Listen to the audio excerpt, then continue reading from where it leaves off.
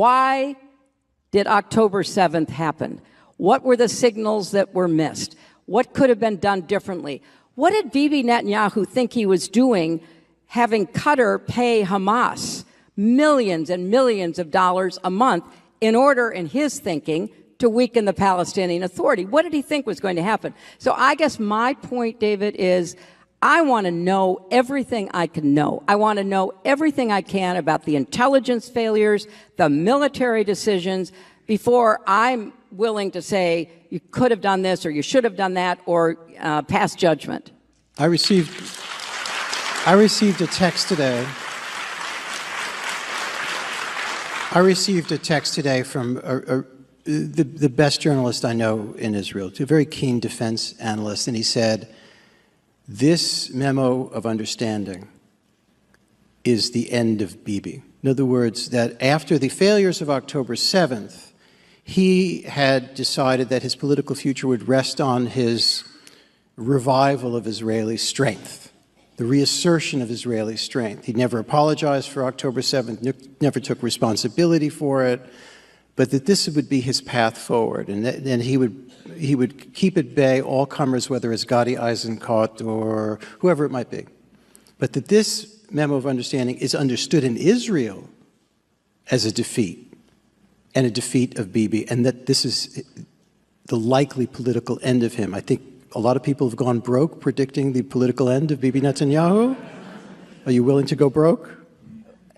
You know, he has certainly more than 9 lives politically. But I think this is a real defeat for him. Because as you say, and I agree, he did push Trump into the war against Iran. Trump was ill-prepared. The strategy was incoherent. We didn't gain anything of real importance, and we may have lost a lot. But that means Bibi also lost, because to go into that kind of alliance and to push Trump to do something that Trump, I'm not sure, even understood the implications of, and then for Trump wanting to get out of it, because what did he say a few weeks ago? I'm bored, this is boring, trying to make peace is boring. So Bibi's left out there by himself.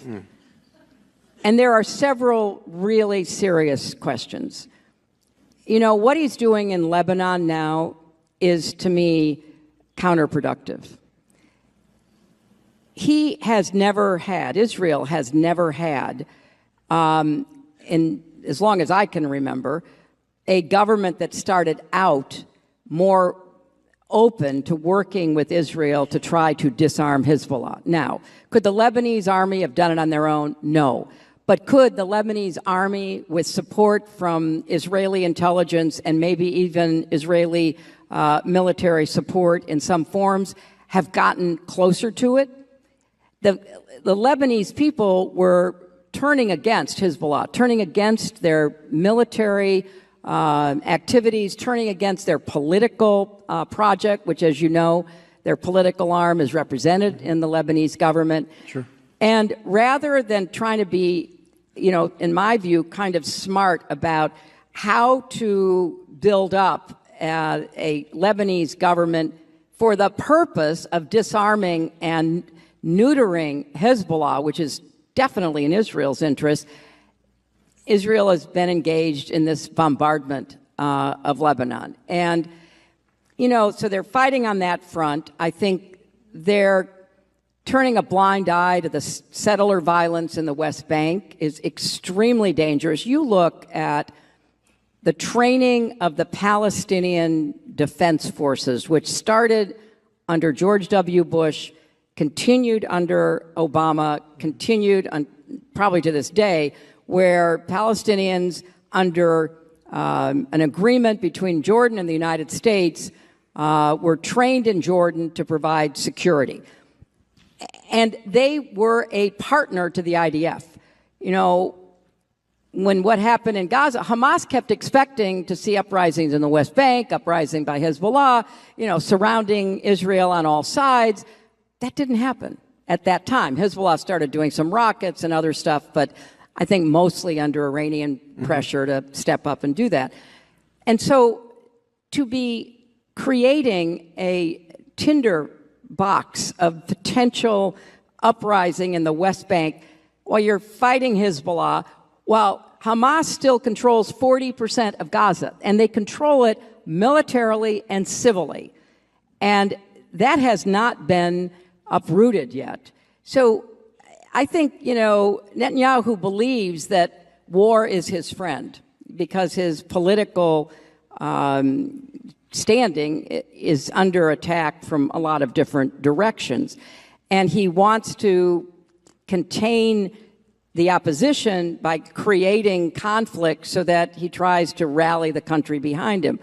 I think this Iran deal may be, the straw that finally breaks that and creates an opening for, his departure in the upcoming elections and, a government that is certainly going to be very concerned about Israel's security, but might be somewhat more adept at dealing with these problems in a way that enhances Israel's security.